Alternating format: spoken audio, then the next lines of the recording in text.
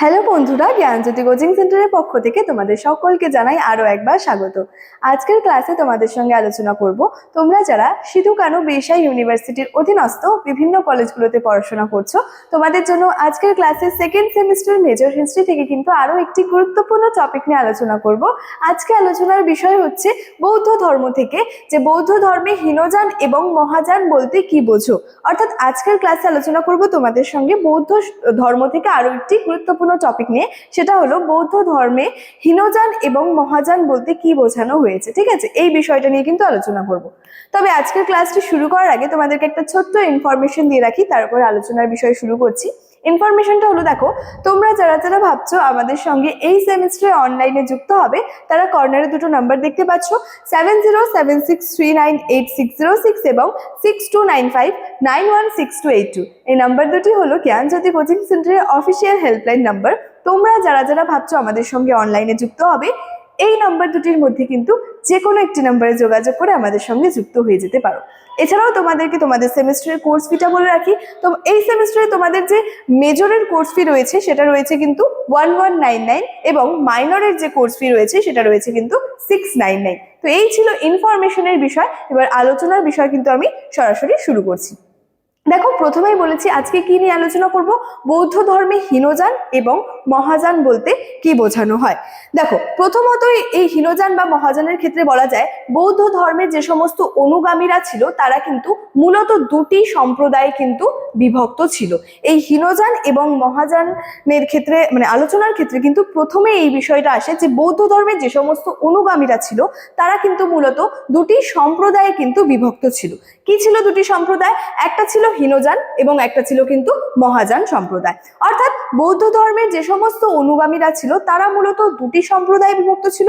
সেই দুটি সম্প্রদায়ের মধ্যে প্রথম সম্প্রদায় হলো হীনযান, দ্বিতীয় সম্প্রদায় হচ্ছে মহাযান। এছাড়াও কি বলছে দেখো, বৌদ্ধ ধর্মের যে সকল অনুগামীরা গৌতম বুদ্ধকে শুধুমাত্র শিক্ষক বলে মনে করতেন তারা কিন্তু হীনযান নামে পরিচিত ছিলেন। তাহলে হীনযান কাদের বলা হয়েছে বা হীনযান বলতে কাদের বোঝানো হয়েছে? বৌদ্ধ ধর্মের বিভিন্ন অনুগামীরা ছিল, তো যে সকল অনুগামীরা গৌতম বুদ্ধকে শুধুমাত্র শিক্ষক বলে মনে করতেন তারাই কিন্তু হীনযান নামে পরিচিত ছিল। এছাড়াও কি বলা যায়, অপরদিকে যারা বুদ্ধকে অর্থাৎ গৌতম বুদ্ধের কথা বলা হচ্ছে, বুদ্ধকে দেবতা জ্ঞানে পূজা করতেন তারা কিন্তু ছিলেন মহাযান। তাহলে হীনযান এবং মহাযান বলতে কাদের বোঝানো হচ্ছে? বৌদ্ধ ধর্মের যে সকল অনুগামীরা গৌতম বুদ্ধকে শুধুমাত্র শিক্ষক বলে মনে করতেন তারা হীনযান নামে পরিচিত, আর বৌদ্ধ ধর্মের যে সমস্ত অনুগামীরা ছিল যারা আর কি গৌতম বুদ্ধকে দেবতা জ্ঞানে পূজা করতেন তারা কিন্তু মহাযান নামে পরিচিত ছিল। এছাড়াও কি বলা যায়, দেখো যে হীনযানীরা যারা ছিল তারা কিন্তু বুদ্ধের যে পাদুকা ছিল সেই পাদুকাকে সিংহাসনে স্থাপন করে কিন্তু পূজা করেন, কিন্তু মহাযানীরা কি করতো, গৌতম বুদ্ধের আর কি মূর্তিকে কিন্তু যে সিংহাসনে স্থাপন করে তার কিন্তু পূজা করেন। এই হীনযান মহাযান আলোচনার ক্ষেত্রে না এদের মধ্যে অনেকটা আমরা পার্থক্য দেখতে পারবো। অর্থাৎ হীনযানরা কি করতেন এবং মহাযানরা কি করতেন। যেমন কি হীনযানীরা কি করতো, যে বুদ্ধের পাদুকাকে তারা সিংহাসনে স্থাপন করতো এবং সেখানে তারপর তারা কিন্তু সেটাকে পূজা করতো। আর মহাযানীরা অপরদিকে কি করতো, যে বুদ্ধের যে মূর্তি রয়েছে অর্থাৎ গৌতম বুদ্ধের যে মূর্তি রয়েছে সেটাকে সিংহাসনে আগে স্থাপন করতো, তারপর কি করতো তারা কিন্তু পূজা করতেন। এই হীনযান মহাযান আলোচনার ক্ষেত্রে এখানে কিন্তু অনেকটা আমরা পার্থক্য তাদের মধ্যে দেখতে পাচ্ছি। এছাড়াও কি দেখো, হীনযানীরা কি মনে করতেন যে কঠোর তপস্যা ও ধ্যানের মাধ্যমে কিন্তু নির্বাণ বা মুক্তি কিন্তু সম্ভব। নির্বাণ মানেই মুক্তি, মুক্তি মানেই কিন্তু এখানে নির্বাণ বোঝানো হয়েছে।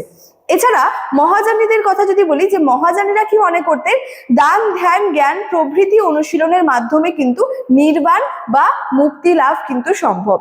আজকের ক্লাসে আলোচনার বিষয় কি ছিল? হীনযান এবং মহাযান সম্পর্কে। হীনযান বলতে কাদের বোঝানো হয় এবং মহাযান বলতে কাদের বোঝানো হয়। প্রথমত আমরা দেখলাম যে বৌদ্ধ ধর্মের যে সমস্ত অনুগামীরা ছিল তারা মূলত দুটি সম্প্রদায়ে বিভক্ত ছিল, একটা হচ্ছে হীনযান এবং একটা হচ্ছে মহাযান। হীনযান বলতে কাদের বোঝানো হচ্ছে, যে বৌদ্ধ ধর্মের যে সকল অনুগামীরা গৌতম বুদ্ধকে শুধুমাত্র কি শিক্ষক বলে মনে করতেন তারাই কিন্তু ছিলেন হীনযান। অপরদিকে মহাযান কারা ছিলেন, যারা গৌতম বুদ্ধকে দেবতা জ্ঞানে পূজা করতেন তারা কিন্তু মহাযান নামে পরিচিত ছিল। এবং আরো কিছু কিছু বিষয় নিয়ে কিন্তু তোমাদের সঙ্গে আজকের এই ক্লাসে ছোট্ট আমার আলোচনা কিন্তু এতটাই ছিল। ঠিক আছে, কোর্স ফি সংক্রান্ত, কন্ট্যাক্ট নাম্বার সংক্রান্ত যে ইনফরমেশন সেটা কিন্তু ভিডিওর শুরুতেই আলোচনা করে রেখেছিলাম। চলো আজকের ক্লাস এতটাই, দেখা হচ্ছে পরবর্তী ক্লাসে। Thank you so much, thanks for watching.